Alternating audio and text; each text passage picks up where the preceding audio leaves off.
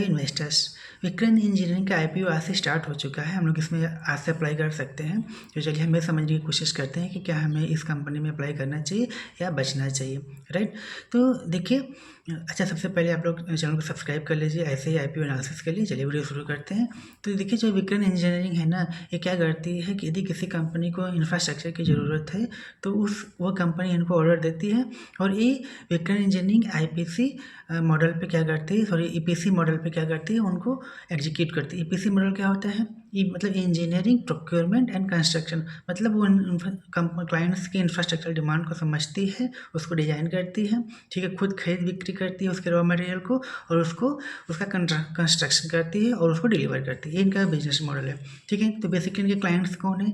इनके clients government और public sector हो सकते हैं, ठीक है। ये हो सकते हैं क्या? बेसिकली यही लोग हैं इनके, राइट।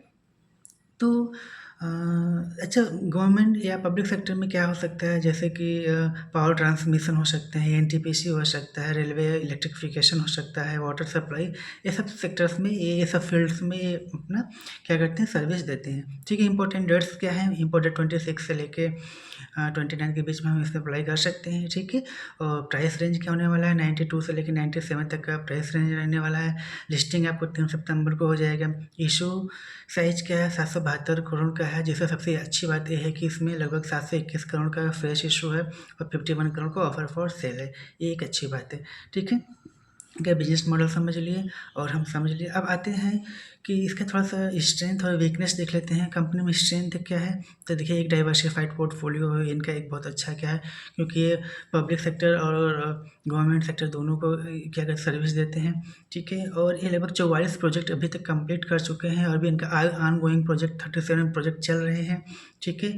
और रेवेन्यू ग्रोथ बहुत अच्छा था इनका, ठीक है। और प्री आईपीओ में इनको लगभग 100 करोड़ की फंडिंग हो चुकी है। ये इनका स्ट्रेंथ है। वीकनेस की हम बात करें तो कंसंट्रेटेड इनका बिजनेस है। जैसे सिर्फ क्या करते हैं, ये प्रोक्योरमेंट और कंस्ट्रक्शन का वर्क ही करते हैं, ठीक है। डिपेंडेंसी क्या है इनकी?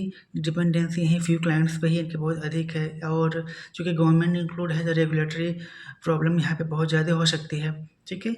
और बेसिकली सब इनके प्रोजेक्ट में बहुत टाइम होता है सब प्रोजेक्ट कंप्लीट करने में, तो जिसकी वजह से इनके कैश फ्लो पे थोड़ा सा प्रभाव हमें देखने को मिल सकता है, राइट। चलिए अब ये समझते हैं इनके फाइनेंशियल से, जहाँ से हमें एक व्यू मिलेगा कि क्या इस कंपनी में लॉन्ग टर्म के लिए हमें इन्वेस्ट करना चाहिए या बचना चाहिए। तो देखिए, कंपनी का पर्पज़ क्या है? कंपनी का पर्पज़ है कैपिटल रिक्वायरमेंट का, और थोड़ा सा कॉर्पोरेट पर्पज़ है इनका। इसको इस पैसे के लिए अपना आईपीओ लेके आ रहे हैं। तो ये दिन का रेवेन्यू 2023 से लेकर 2025 तक देखें तो अच्छा खासा ग्रोथ किया है, ठीक है। 2023 में 530 था, फिर उसके नेक्स्ट ईयर 2024 791 हो गया, फिर 2025 में 922 करोड़ का इन्होंने रेवेन्यू बहुत अच्छा जनरेट किया है। पैड भी इनका अच्छा खासा इंक्रीज हुआ है। 2023 में 42 करोड़ से लगभग 77 करोड़ पहुंच गया है 2025 तक, ठीक है। 2024 में 74 करोड़ का इनका पैड था। तो यहाँ से तो इनको एक अच्छा खासा हमें रेवेन्यू ग्रोथ दिख रहा है। मार्केट कैप की बात करें तो इनके लगभग 2500 करोड़ का मार्केट कैप होने वाला है। पी 32 है, अगेंस्ट इंडस्ट्री पी देखें तो 20 है। 20 पी के अगेंस्ट थोड़ी सी महंगी दिख रही है हमको। इसका आर 26 निकल गया रहा है। ग्रोथ अच्छा खासा 16% का लगभग ग्रोथ इसमें देख सकते हैं हम लोग। और इनका पे लगभग 0.34 है, बहुत अच्छा है, ठीक है।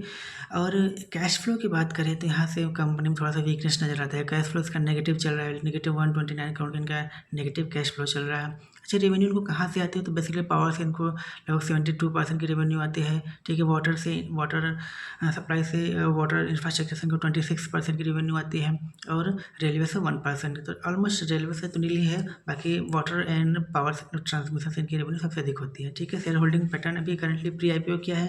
लगभग 82% प्रमोटर्स के पास है और 18% पब्लिक के पास है, ठीक है। इनका ऑपरेटिंग प्रॉफिट मार्जिन क्या? 18% का ऑपरेटिंग प्रॉफिट मार्जिन है, बहुत अच्छा है, ठीक है। पैट इनका इंक्रीज किया हुआ है। अब क्या करें?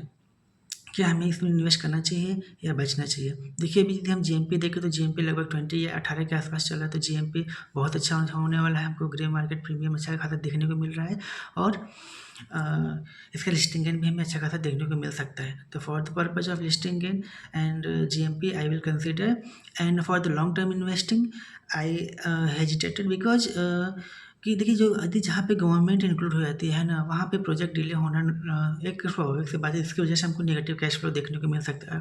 यदि किसी बिज़नेस को हम एग्जीक्यूट करते हैं और पैसे 6 महीने में, हमें 7 महीने बाद मिले, तो उस बिज़नेस को हम थोड़ा-सा इग्नोर करते हैं, ठीक है? यदि इनका डेब्टर डेज देख लिया जाए तो लगभग 6 से 7 महीने का इनका डेब्टर डेज होता है, ठीक है? और थोड़ा-सा इनके ऊपर डेब्ट भी बढ़ रहा है। तो for the long term purpose मुझे एक डीप एनालिसिस की ज़रूरत होती है, तो तभी मैं इसमें एक इन्वेस्ट कर सकता हूँ। तो ठीक है, यहीं तक रखते हैं। वीडियो कैसा लगा हमें ज़रूर बताइएगा।